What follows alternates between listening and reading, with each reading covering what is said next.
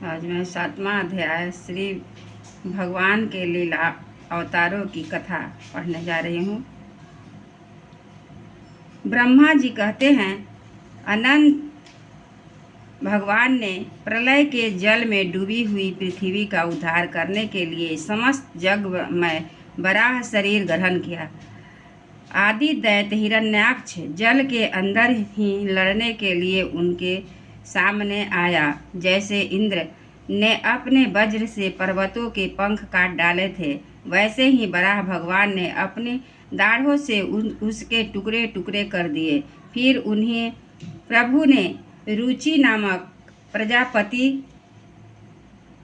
की पत्नी आकृति के गर्भ से यज्ञ के रूप में अवतार ग्रहण किया। उस अवतार में उन्होंने दक्षिणा नाम की पत्नी के सुयस नाम के देवताओं को उत्पन्न किया और तीनों लोकों के बड़े बड़े संकट हर लिए। इसी से स्वयंभू मनु ने उन्हें हरि के नाम से पुकारा।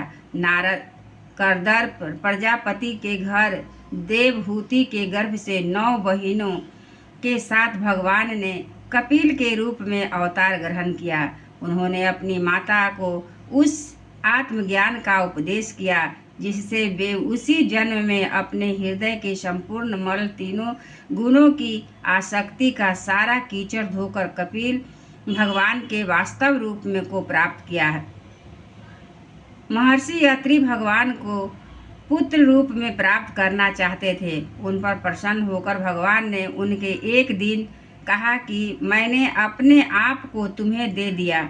उसी से अवतार लेने पर भगवान का नाम दत्तात्रेय पड़ा। उनके चरण कमलों के पराग से अपने शरीर को पवित्र करके राजा जदु और सहस्त्रा अर्जुन आदि के योग की भोग और मोक्ष दोनों ही सिद्धियां प्राप्त की। नारद, सृष्टि के प्रारंभ में मैंने विविध लोकों की रचना की, इच्छा से तपस्या की। मेरे उस अखंड तप से प्रसन्न होकर उन्होंने तप अर्थ वाले सन नाम से युक्त होकर सनक, सनंदन, सनातन और सनत कुमार के रूप में अवतार ग्रहण किया। इस अवतार में उन्होंने प्रलय के कारण पहले कल्प के भूले हुए ज्ञान का ऋषियों के प्रति यथावत उपदेश किया, जिससे उन लोगों ने तत्काल परम तत्व का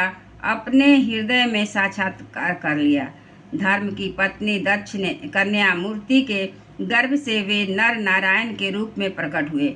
उनकी तपस्या का प्रभाव उन्हीं के जैसा है। इंद्र की भेजी हुई काम की सेना अप्सराएं उनके सामने आते ही अपना स्वभाव खो बैठी। वे अपने हाव भाव से उन आत्मस्वरूप भगवान की तपस्या में विघ्न नहीं डाल सकी। नारद, शंकर आदि महानुभाव अपनी रोष भरी दृष्टि से कामदेव को जला देते हैं, परंतु अपने आप को जलाने वाले असह क्रोध को भी वे नहीं जला पाते। वही क्रोध नर नारायण निर्मल हृदय में प्रवेश करने पर पहले ही डर के मारे कांप जाता है, फिर भला उनके हृदय में काम का प्रवेश तो हो ही कैसे सकता। अपने पिता राजा उतानपाद के पास बैठे हुए 5 वर्ष के बालक ध्रुव को अपनी सौतेली माता सुरुचि ने अपने वचनवाणों से बेध दिया था। इतनी छोटी अवस्था होने पर भी वे उस ग्लानि से तपस्या करने के लिए वन में चले गए। उनकी प्रार्थना से प्रसन्न होकर भगवान प्रकट हुए और उन्होंने ध्रुव को ध्रुव पद का वरदान दिया। आज भी ध्रुव के ऊपर नीचे प्रदक्षिणा करते हुए दिव्य महर्षिगण उनकी स्तुति करते रहते हैं। कुमारगामी बेन का यश्वर और पौरुष ब्राह्मणों के हंकार रूपी वज्र से जलकर भस्म हो गया। वह नरक के गिरने लगा। ऋषियों की प्रार्थना पर भगवान ने उसके शरीर मंथन से पृथु के रूप में अवतार धारण कर उसे नरकों से उबारा और इस प्रकार पुत्र शब्द को चरितार्थ किया। उसी अवतार में पृथ्वी को गाय बनाकर उन्होंने उससे जगत के लिए समस्त औषधियों का दोहन किया। राजा नाभि की पत्नी सुदेवी के गर्भ से भगवान ने ऋषभ देव के रूप में जन्म लिया। इस अवतार में समस्त आसक्तियों से रहित रहकर अपनी इंद्रियों और मन को अत्यंत शांत करके एवं अपने रूप में स्थित होकर समदर्शी के रूप में उन्होंने जड़ों की भांति योगाचार्य का आचरण किया। इस स्थिति को महर्षि लोग परम हंस पद अथवा अवधूत चर्चा कहते हैं। इसके बाद स्वयं उन्हीं यज्ञ पुरुष ने मेरे यज्ञ में स्वर्ण के समान कांति वाले हयग्रीव के रूप में अवतार ग्रहण किया। भगवान का यह विग्रह वेदमय, यज्ञमय और सर्वदेवमय है। उन्हीं की नासिका से श्रास के रूप में वेदवाणी प्रकट हुई। चाक्षुष मनवंतर के अंत में भावी मनु सत्यव्रत मत्स्य रूप में भगवान को प्राप्त किया था।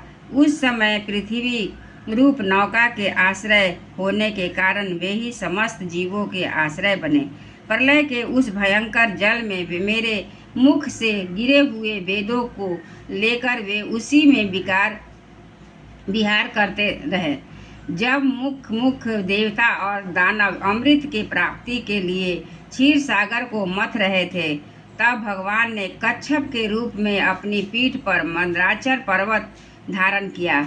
उस समय पर्वत के घूमने के कारण उनकी रगड़ से उसकी पीठ की खुजलाहट थोड़ी मिट गई। इससे वे कुछ क्षणों तक सुख की नींद सो सके। देवताओं का महान भय मिटाने के लिए उन्होंने नृसिंह का रूप धारण किया।